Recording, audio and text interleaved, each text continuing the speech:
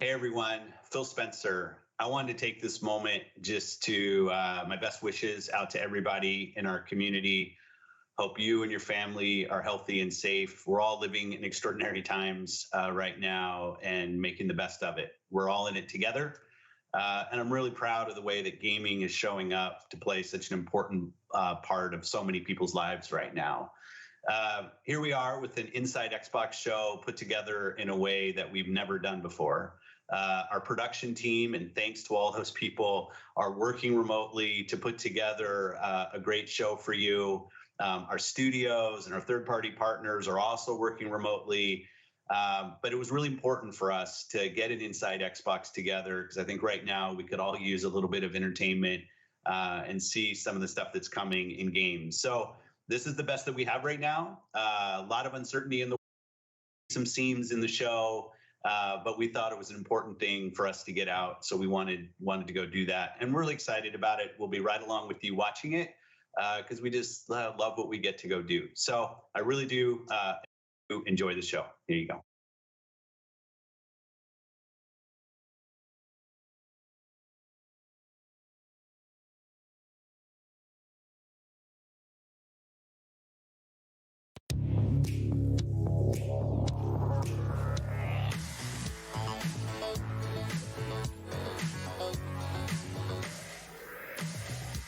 Hey everyone, and welcome to a brand new episode of Inside Xbox. That's right, like so many of you, we are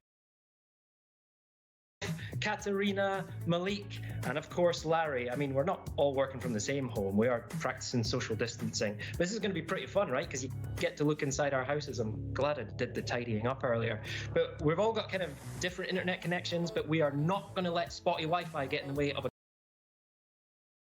great for you. We've got tons of good stuff coming up, but let's start right now with a game we announced at X19, Obsidian's Grounded. And since the announcement, we know that the fans have been looking forward to more information on the storyline and the sing. So let's dig in to all of that.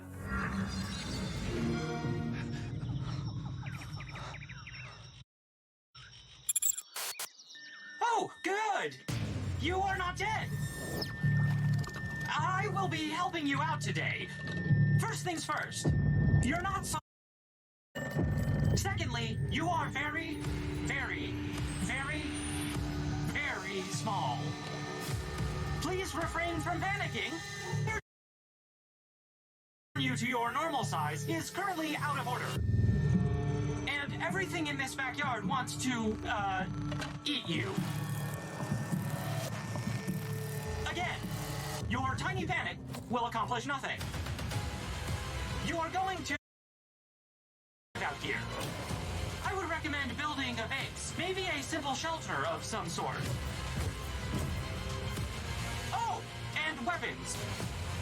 You'll probably need some weapons.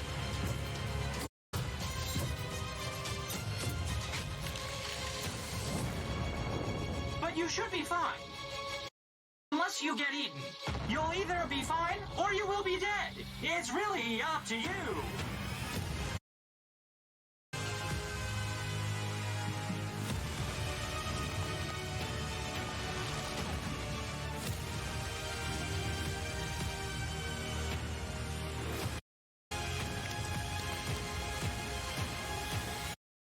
Oh, and you might come across some strange things while looking around.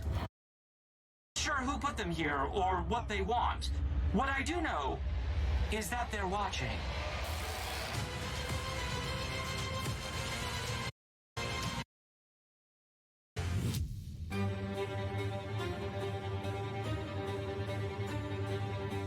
At Obsidian, we're really well known for creating awesome storylines.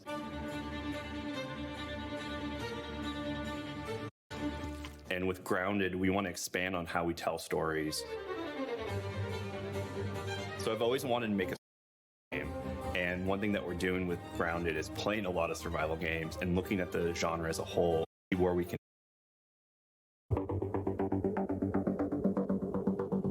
First, we have environmental storytelling. So we want to tell the story through the places that you're visiting and do it through the artwork and the atmosphere of the areas that you're exploring. It's all handcrafted. We spend a lot of time talking about the tiny little details of why is this thing in the who put it here, depending on the materials that the things are made out of, how they're placed, what's the purpose of this thing. And we want to make all these details where it's actually a place that feels lived in and it feels alive.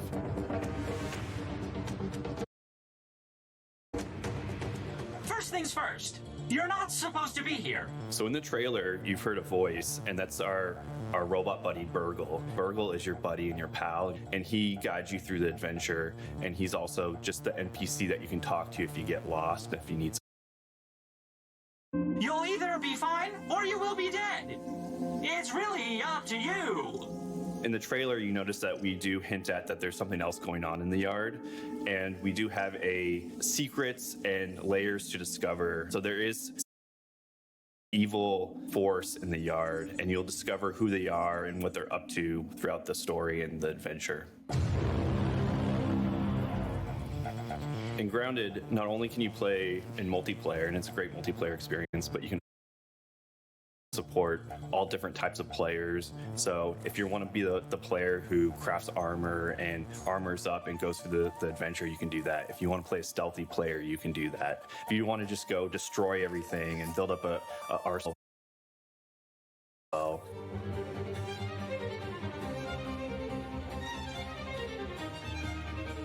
What's really exciting to me is that this is just the start of the journey. So when we launch in game preview, the storyline's not going to be finished. I have tons of ideas. I'm sure the community will have tons of ideas on how to make this game the best game that it can possibly be. So let us know how you feel about it, what you're jazzed about, and we'll work with you and work with the community to see where the storyline goes from here.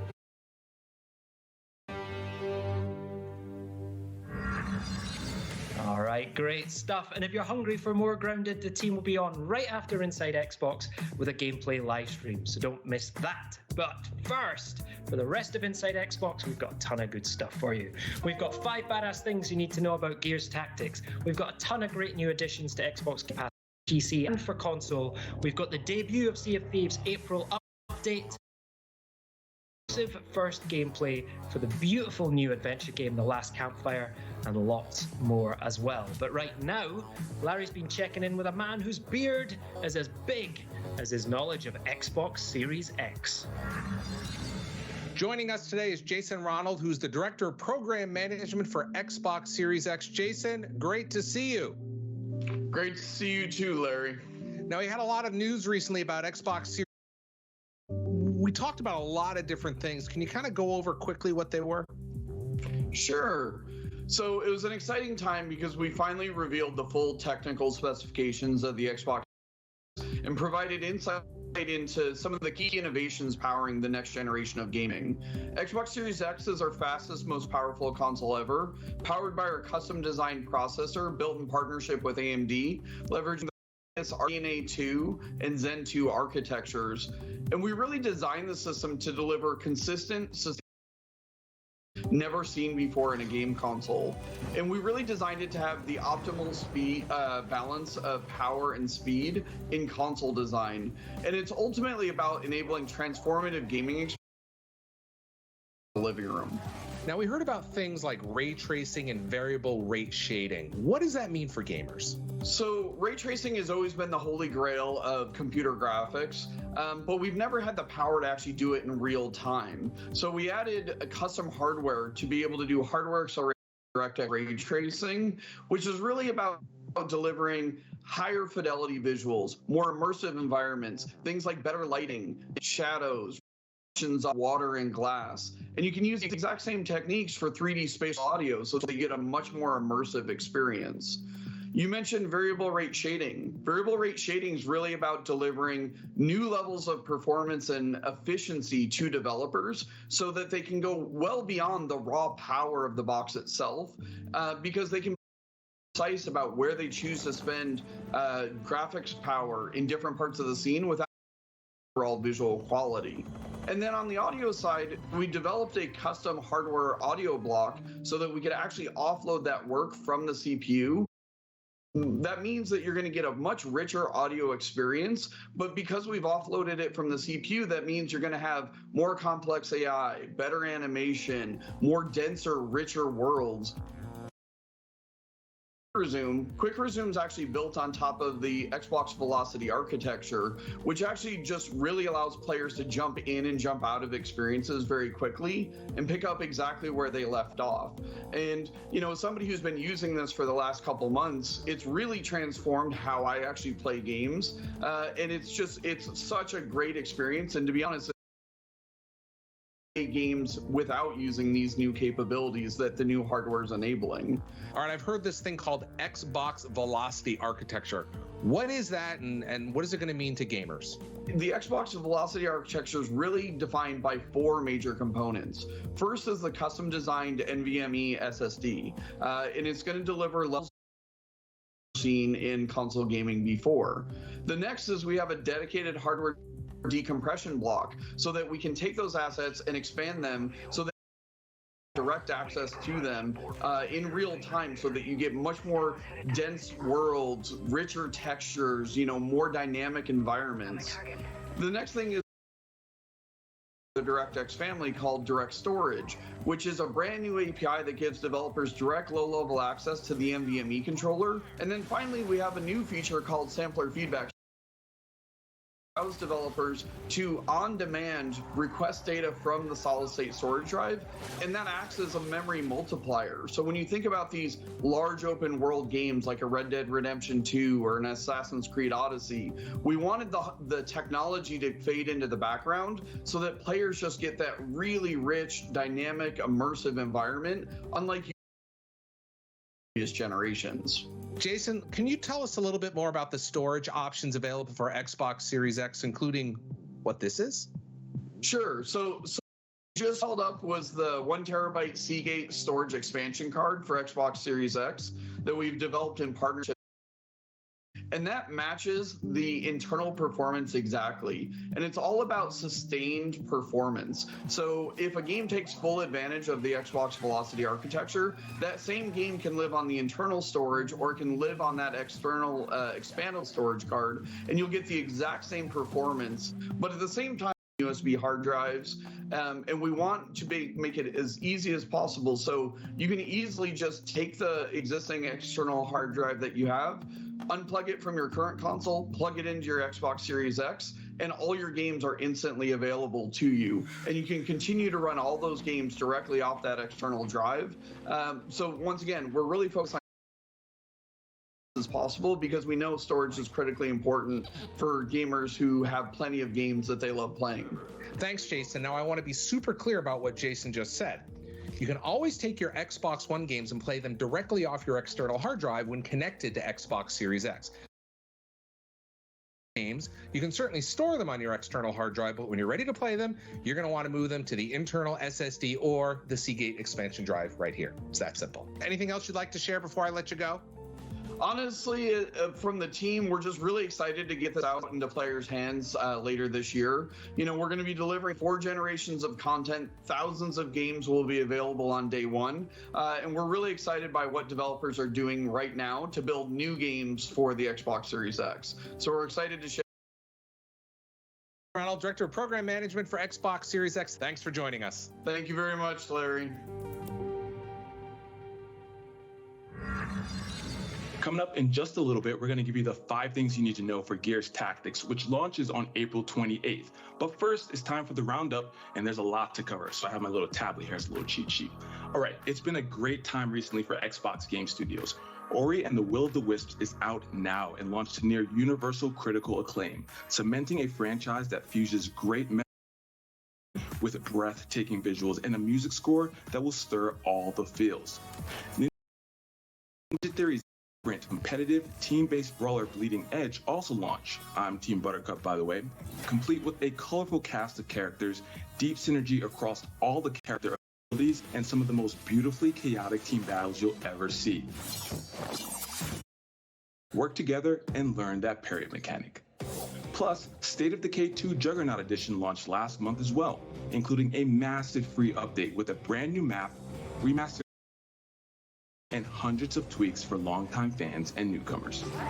And of course, Ori, State of Decay 2, and Bleeding Edge are all available on Xbox Game Pass for console and PC. Now, we also have big news on the Apex Legends front.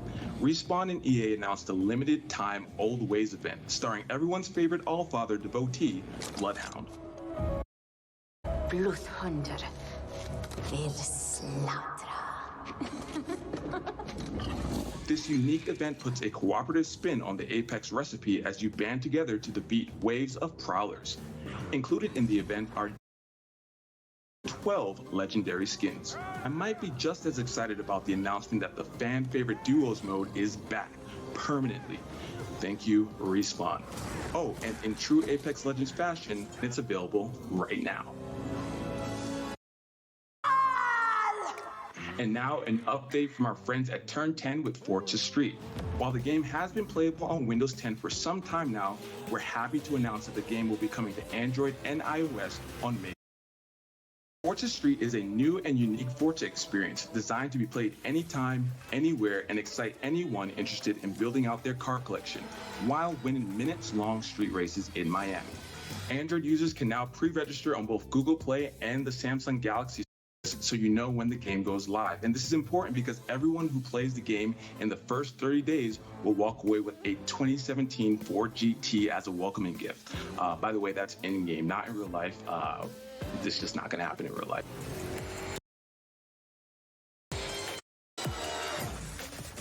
And to make your time indoors a little easier to pass, Gears 5 is free to play this week for Xbox Live members on Xbox and Windows 10, and it's completely free to everyone on Steam. And while you're playing the game during the free period, you'll get the Dave Bautista skin and Batista bomb finisher move, and man, I would hate to be on the receiving end of one of those.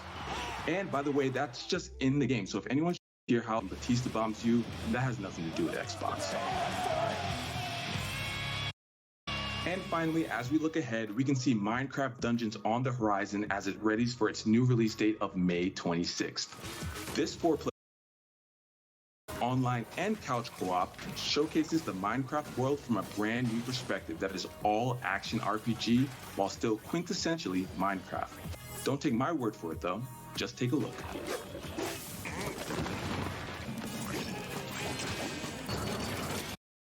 In other Minecraft news, don't forget that the team has added a new education category to the Minecraft marketplace, including free education content.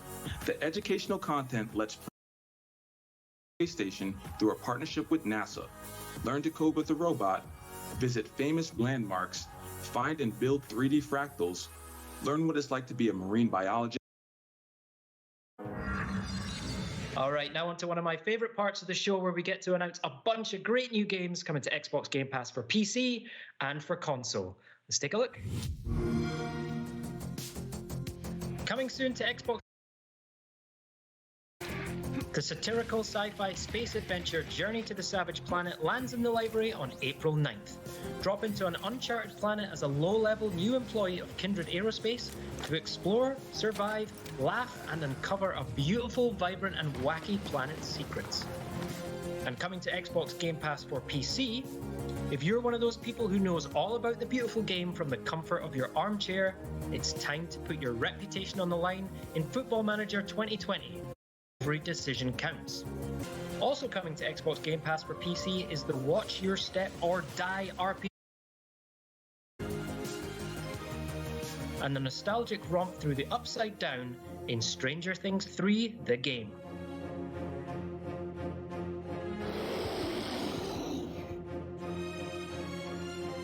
And coming to both Xbox Game Console and PC, the immensely popular Ragdoll Physics meets platform puzzler Human Fall Flat is releasing a new level called Thermal. This frozen mountain environment will have you venturing from snowy peaks to underground caverns in search of gold. You can look forward to its release in the spring, and not only that, the Xbox Game Pass members will have access to the DLC on the day it launches. And coming to the RPG specialists, Alvastia Chronicled. Elmia as they avenge their parents' deaths and attempt to restore peace to Alvastia in heated turn-based battles with up to 13 party members. And we are pumped to debut the next chapter in the cult classic series, Yakuza. Yakuza Kiwami is an extreme remake of the game's first installment from 2005. It takes you back to where it all began when Kiryu Kazuma returns from a 10-year prison sentence, expelled from his family and alone in a world he recognizes.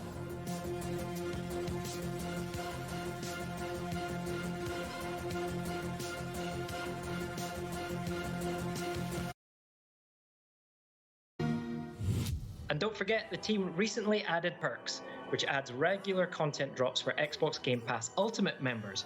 Right now, on both PC and console, and brand new to perks, you can get 5,000 My Team points and 30 skill boosts from NBA 2K20, an Xbox starter bundle with credits and more for Warframe, and a monthly online too. Plus, for those who haven't grabbed them yet, you can still get an Ori-inspired hull, flag, sail, and figurehead in Sea of Thieves, a 5-god bundle pack in Smite, and 3 free tanks in World of Tanks. Perks indeed, and lots more to come regularly. Now, to unlock all these, simply go to the member benefits section of the Xbox Game Pass app. That's on mobile, PC, or Xbox One, and you can access your anywhere. Today it's also great to be able to give a huge welcome to our friends from Japan and South Korea. Now from April 14th, Xbox Game Pass console will be available for the very first time in Japan. And for our friends in South Korea, from April 14th, Xbox Game Pass for PC will be free as part of your Ultimate membership or available for standalone purchase. So welcome. Oh, and it was to the Savage Planet being added to Xbox Game Pass, but I'm also delighted to announce that there's some brand new DLC coming to the game. Let's have a look. Hey friendo, just letting you know I have another mission request from Kindred. Hey, you may have bought this planet, but we put stuff. So now it's ours. Ignore him. But what are Viper doing here? See what else you can dig up. I'm sending an update to Kindred.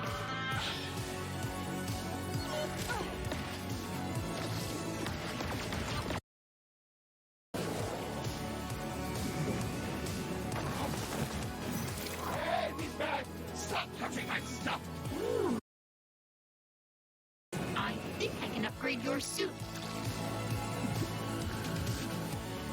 God damn it! Don't touch that! You're so greasy! Seriously! I'm sending in the troops now!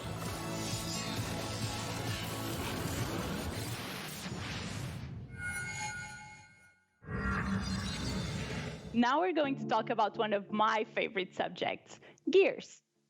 We're going to be checking in with Tyler Billman, Creative Director for Gears Tactics, which is coming out on PC on April 28th, and then Xbox later this year.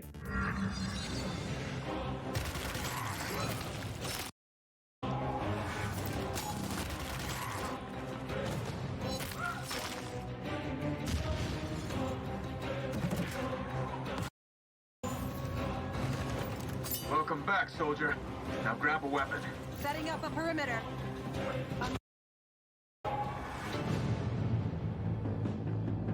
Gears Tactics was developed by a small, passionate team of strategy game lovers. Experience that broadens the Gears of War franchise. Here are 5 badass things that you should know about Gears Tactics. Okay, cupcakes, listen up.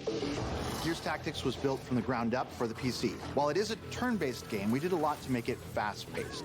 Serve you a lot of enemies per encounter, and we give you a free action system. So you have 3 actions per unit that you can use to move, shoot, or apply your skills as you. So there's a lot of things to shoot at. In Gears Tactics, the main character is Gabe Diaz. Gabe is a reluctant leader who's himself in motor pool due to circumstances beyond his control, and he's pressed back into service because of the emerging monstrous threat coming from underground. If the name sounds familiar, he is in fact Kate's dad, Kate being the main character from Gears 5. Just like we planned it. In Gears Tactics, Gabe is on the hunt for an evil locust named Ukon. Ukon. Now, he's the monster that makes monsters. The Corpsers and Brumoks, the big bosses that you see in Gears of War, that's Ukon's handiwork. Executions will keep you in the fight. Gears of War has always featured these incredible Lancer, assault rifle, or the Nasher shotgun, but in Gears Tactics, executions have a strategic value. How is that even possible? If you run forward and execute an enemy, it will actually grant bonus actions to the entire squad. This means you can keep moving forward and keep your momentum. In addition, everything in the game is earnable. There'll be no loot boxes, no microtransactions. What you see, you can earn. Gears Tactics is full of customization options. There are 5 different classes in the game, 30 or more skills, lots of combinations of things to find as you level up. Each class has a primary weapon. Each weapon has 5 mod slots, so you can improve the scopes or improve the barrels. All this together creates a bunch of combinations so you can try to win the way you want to win. In Gears Tactics, we also have a cosmetic customization system. Each soldier has the torso slot and the leg slot. Each can be uniquely configured, so different colors and patterns and metallic finishes. So if you want to go into the fight against Ukon with multicolored leopard print pants, you can totally do that. There you have it, 5 badass things about Gears Tactics. Went gold today. You can pre-order now to play on Steam or Windows 10, and it's included in Xbox Game Pass for PC. Watch for it on Xbox consoles later this year. Today, we're happy to announce that we are expanding xCloud to 11 new territories in Western Europe. If you're in any of the regions you see on the screen right now, head to xbox.com/game streaming to register. And thanks to our friends at adding 3 new games to play in the Project xCloud preview today. First up is one of BioWare's finest, the epic fantasy role-playing game Dragon Age Inquisition. Next up is the return of Yarny in the beautiful side-scrolling platformer puzzler Unravel 2. And finally, Sims 4 service as well, allowing fans to live their best virtual life on the go with Project xCloud. And now for a couple of indie things coming to Xbox very soon. And for one of them, I mean really soon.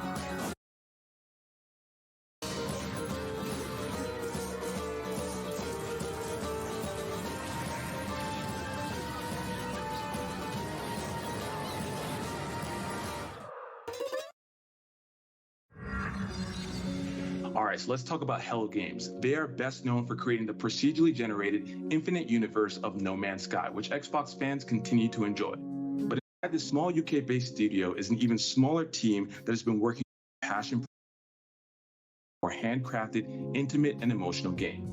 Here's lead designer Steve Burgess to take us through for the first time the first few minutes of gameplay for The Last Campfire. Hi everyone, I'm Steve Burgess, the designer on The Last Campfire, and I'd like to show you an Xbox One exclusive of a couple of moments taken from the first minutes of the game. Our story begins in the dark, in a hopeless place, where a lost ember sleeps. This is really exciting for me, actually. We've been working on this game for a few years, and it's really nice to be able to show other people what we're working on.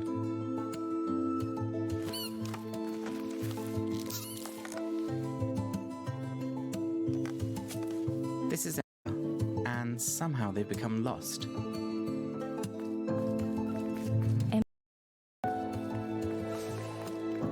The wall glistened in the light.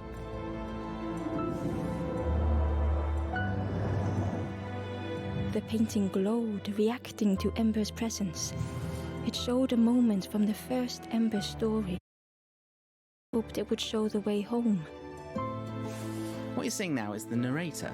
She follows you through the game and fills out some of the backstory as you're travelling and reacts to your actions. It was a relief to find someone else. But the stranger was deathly still. Hopefully you can see that the world looks quite charming, but you'll feel that there's a real undercurrent of darkness. That's what we're trying to get across. Ember froze, almost too frightened to look away. When I know... I think this kind of charming dark fantasy is something you don't really see that often in games. I really love this moment with Ember. It's the first time Ember's seen a skeleton. Despite that, Ember's first thought is empathy. A little touch on the shoulder to say sorry and pay respect. The satchel felt heavy. Ember looked inside. Inside was a gold statue molded in the likeness of the first Ember. On the symbol of a campfire. We've taken a lot of different inspirations for making the game. Illustrate books and movies like The Dark Crystal or Labyrinth. Something about the door wrong. And we really want to tell a story that would fit those stories. There's hints that as you play, this won't always be a happy tale. Moments like this are down to our artist, Chris Simons. He's our entire art team. Just one man has made all the art and animation that you can see. Ember departed, thinking only of the stranger, now left in the dark. He's put so many beautiful little touches and moments in. I think people really enjoy just taking in all the scenery as they're wandering around. The stairway led to a familiar forest. If the stories of the first Ember were true, a path through the forest would lead to the campfire. Sometimes I'm playing a new build, and I'm used to seeing this white box layout, and I've taken it back. He's transformed it completely with so much love. Flame called out to Ember. Ember tried to listen.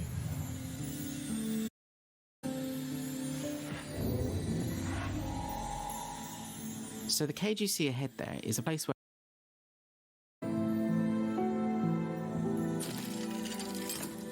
the flame was almost within reach. we wanted the interactions to feel really tactile. You don't just press a button, you're pulling on a lever or tugging at the chain. The flame spoke and Ember listened. This tactile feel becomes really important and a big part. Most games with puzzles tend to have a format of a series of increasingly difficult versions of the same puzzle. But for Campfire, we were trying to make it so that each puzzle you encounter feels new or has a unique twist. It's almost like a smorgasbord of all different types of logic puzzles. Like here, as you step out into the forest. It's a welcome relief to be outside, but then you kind of realise that this forest still might not be safe. And I think they're just understanding that this place they're trapped in is a dangerous one and they might never escape. Finding and rekindling hope is actually one of the big themes at the heart of the game. And learning to appreciate just how fragile that hope can be. As the forlorn Ember awoke, the campfire flickered into life. Well, thanks for watching, and I hope you enjoyed this sneak peek.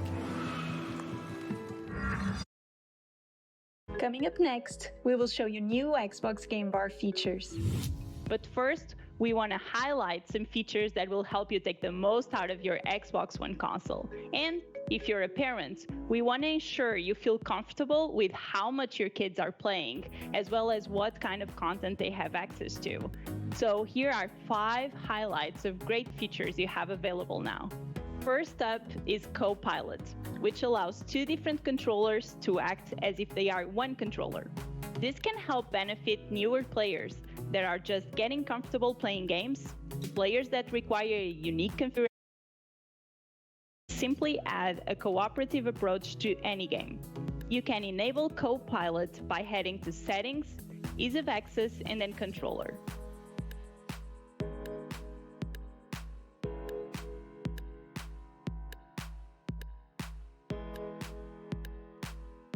Next up is Family Settings, which includes over 20 tools to help ensure parents and guardians are comfortable with how their Xbox One is set up.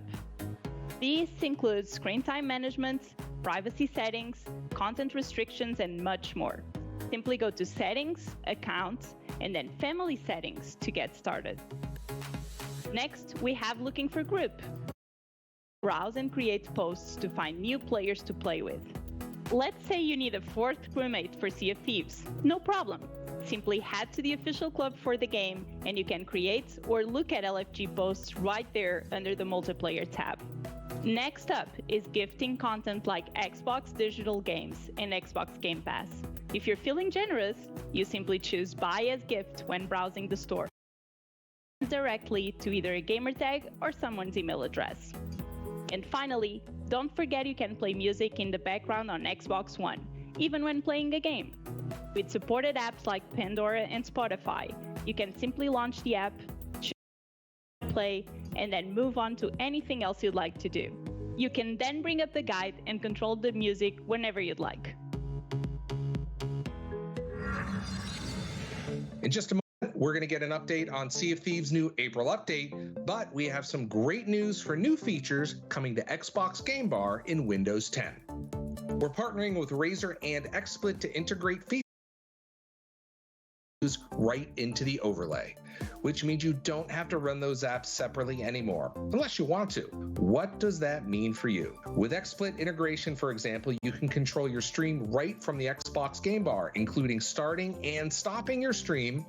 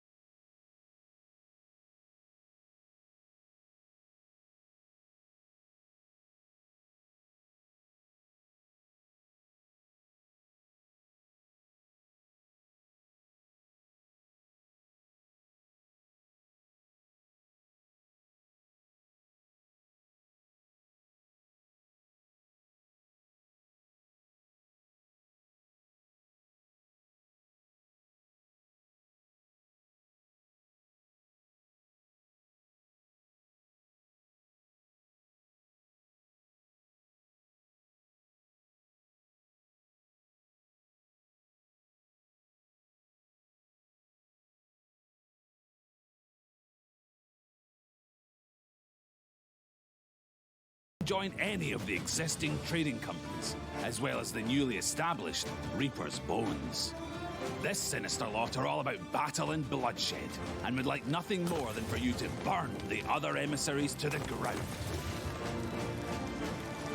And in the arena, our explosive competitive mode, we've overhauled your matches to make them even more action-packed. The old treasure maps are gone, now replaced by a single chest marked by a Sea Dog beacon. With only one cash-in location, you'll have to battle hard to secure victory. And there's no time to waste either, with each contest now slashed from 24 to 15 minutes. Whether you're fighting for glory in the arena, or battling for loot and adventure, if you find yourself on the wrong end of a blunderbuss, your crew will now have a brief window to revive you and bring you back into the fight. And that's not all. Over in the Pirate Emporium, we've got fancy new emotes. A stunning Saberwolf-inspired ship set. And the introduction of cats. These furry felines will follow you on adventures across the seas. You know, except for when they're sleeping. Cats are like that. So get ready to choose your side in the next Sea of Thieves monthly update, Ships of Fortune.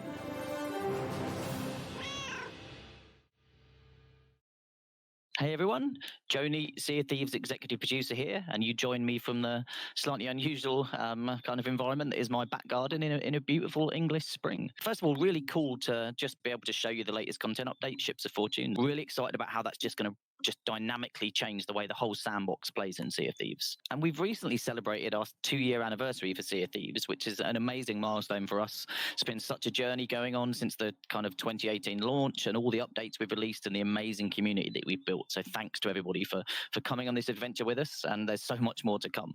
And recently you may have heard also we announced that we're coming to Steam. Really excited to bring Sea of Thieves to an audience, and it will be cross-play, so everyone's playing together in the same world. Really wanted to keep that community together and kind of break down barriers so everyone can play together. So super excited about that. And there's one final thing that I'm not supposed to be telling you. It's a big secret, but really excited. No. What do you mean? What do you mean no? Oh, come on. Don't be a... No. Typical Joe. But hey, great to know, as always, that there's some major things on the horizon for Sea of Thieves. Right, everyone, I am done for the day. Thank you so much for joining me from my home. It's been a pleasure. I hope you all stay home, stay safe, stay healthy, and I'll hand over to Larry to wrap things up. See ya. All right, that'll wrap it up for us here at Inside Xbox, but don't go away. Coming up next, we have an extended live look at Grounded from Obsidian Entertainment. So keep your eyes trained right here. Now, whether in the studio or we are home vigorously washing our hands, all of us at Inside Xbox wish you a happy and healthy days of great games and fun ahead. Thanks so much for watching. Goodbye.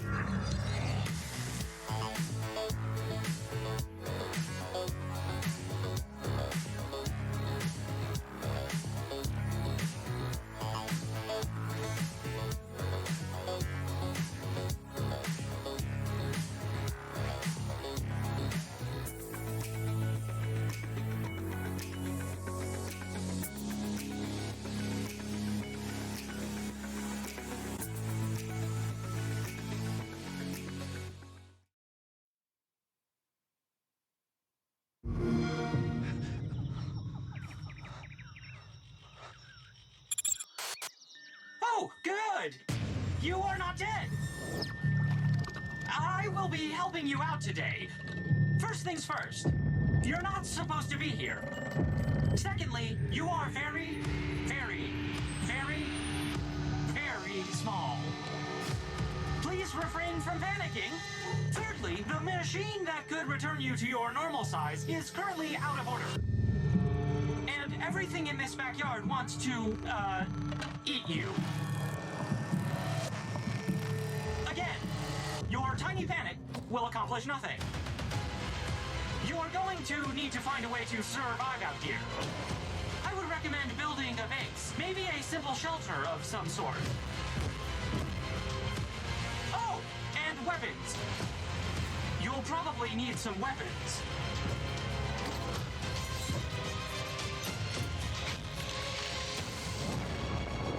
But you should be fine. Unless you get eaten. You'll either be fine or you will be dead. It's really up to you.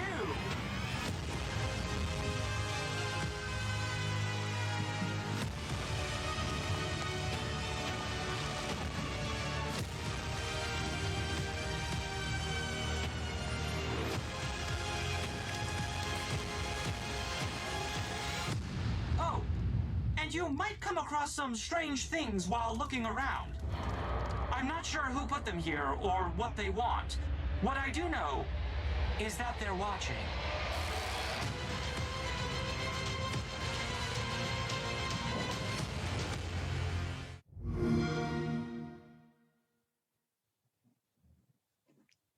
Hello, everyone, and thank you to this amazing, exciting live stream for Grounded.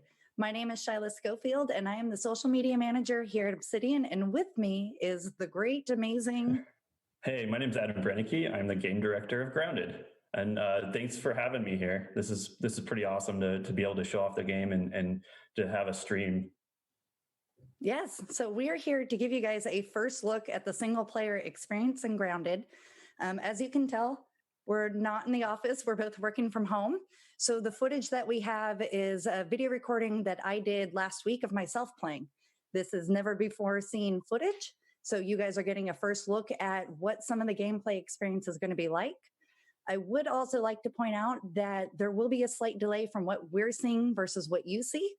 So what I would like you guys to do to help us out, go ahead and put up questions that you would like us to try to answer during the Q&A session after this first portion walks through, or this portion first ends. So other than that, I think we're good to go, right? Let's roll the footage. Yeah. Oh, and here we go. Welcome to my lovely home. As you can see, I just woke up and we are in my base. Yeah, so this is a fairly big base that you built. First, we have a bunch of different things that you added to the base. Right now, we have a lean-to that you just interacted with, and you got to set your spawn point there, but that's also a place where you can rest and pass the night if you want to. But we have a lot of vanity items that you built. We have some chairs and a little sconce right here for light. Yes, I love the way that a lot of this came together. I love the fact that you use things that you find, such as the bug parts in the chair. I love turning off the lights. I don't know what it is, but turning lamps and torches on and off are great.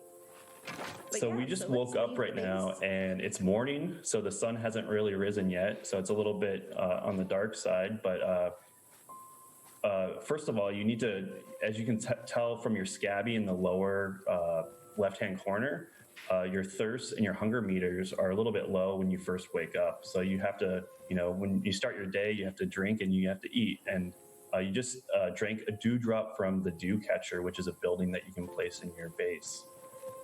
Yeah, and That's a little spider web thing that you saw there. And that was really interesting, that entire idea, because I never would have thought of just collecting dew that way, but it almost looks like a dream catcher, but a dew catcher. So I like that. And, Yeah, here we and, go. This is one of my favorite moments is when the sun starts rising. The Yeah, way you're that up it at high illuminates right now, and it's really, really cool vista shot of the yard. And you can see how expansive everything is. So all those pieces of grass, there's things to explore everywhere, and it's a very cool handcrafted environment. No, And you it's can see super you built your base near a baseball. Yes, it was one of the nice landmarks. So that way I had a reference point to come back to. And then here we are finishing up my base. I didn't have time to finish quite before I recorded, so we get to put up some walls. Yeah, so this is an example of how you build your base, and we have a tile grid that you can build on just for ease of use. And all that base that you built is made out of grass planks, and those are just one of the resources that is required, and you can get grass planks by cutting down grass blades. One of the things that I do want to point out is that I had to keep a stockpile of extra materials, because I noticed at night some of the creatures would come out and attack my base, even if I was just at home, like, hey, we're chilling. Why does that happen?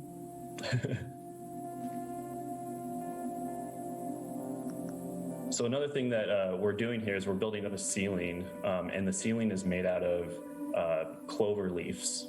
So it's just another resource. And the structural elements are also made out of weeds.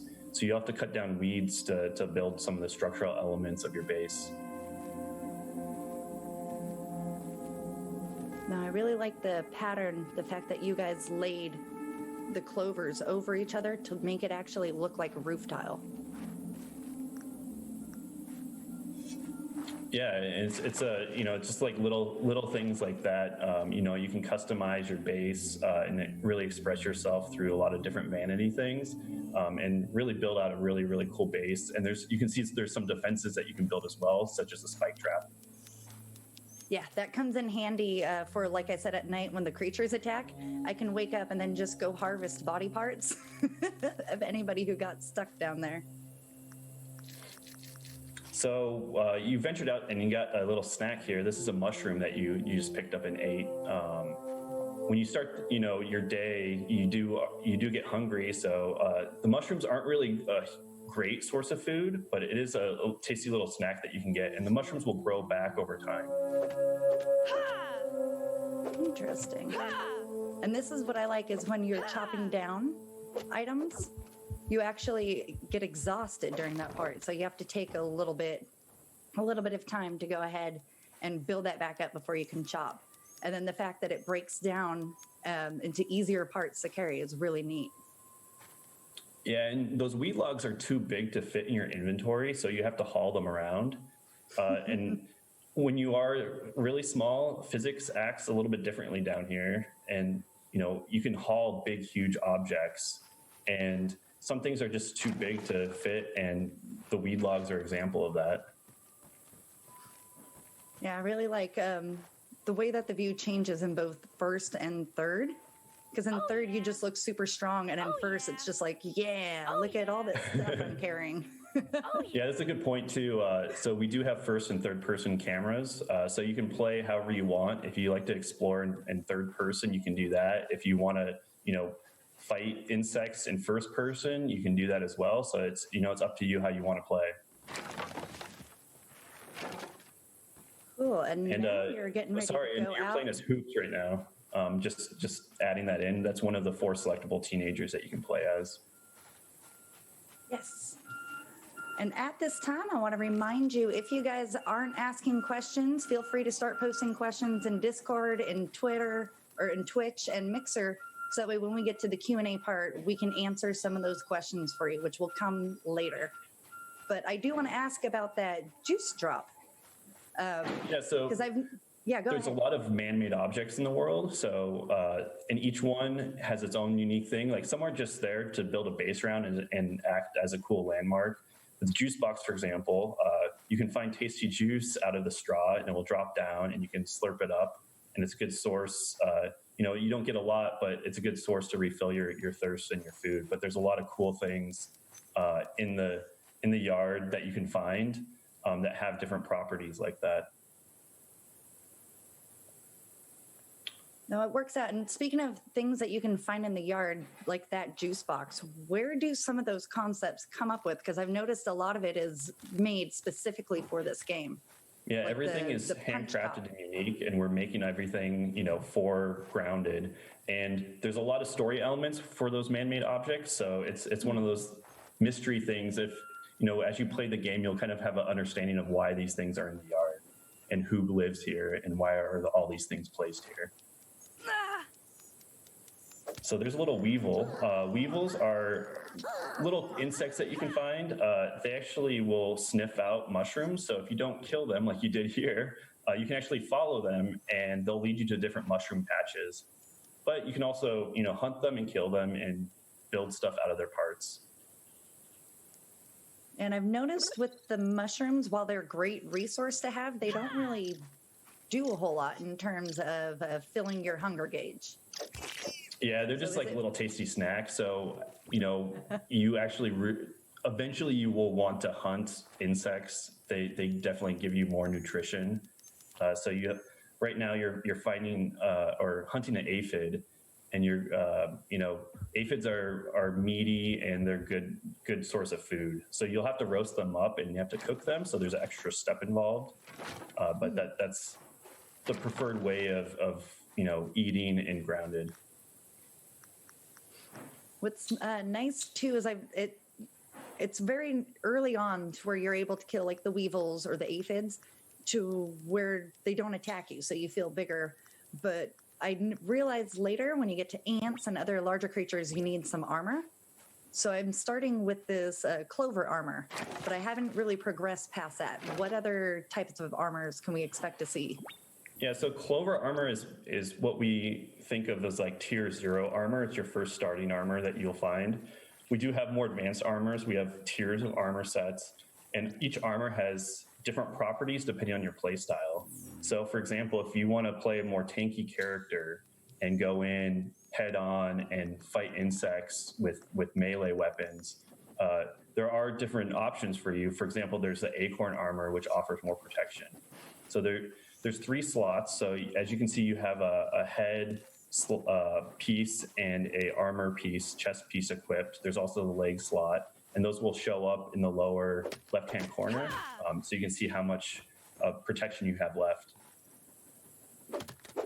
And that's cool that you talked about the different types of play styles. So that way, when I hop in the game and play with my friends, we can each play a different type of way, but still all play together at the same time.